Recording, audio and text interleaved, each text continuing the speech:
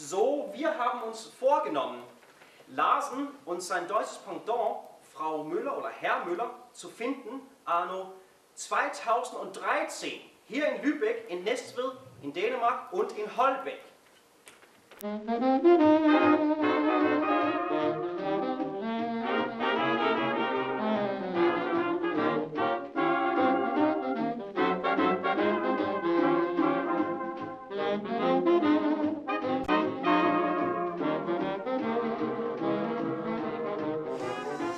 Spændende.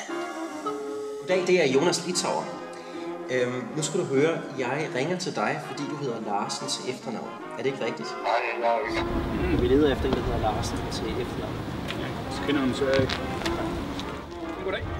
Jeg ved ikke, om du kender melodien, der blev væk. Jeg er en sang om en mand, der hed Larsen. Det er ham, man møder på gaden hver dag. Jeg ved ikke, er det noget, der siger dig noget, den sang? Tilfældigvis. Ikke så rigtigt, nej. Okay. Wir spielen die Szene, die Morgenszene spielen wir nochmal in 2013 Modus. Dann gucken wir mal, wie das läuft.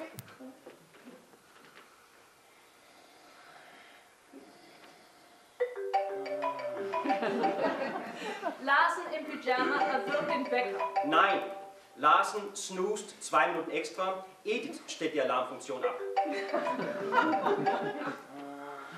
Edith steht auf, fängt an, morgen Yoga zu machen. Are you guys ready to go?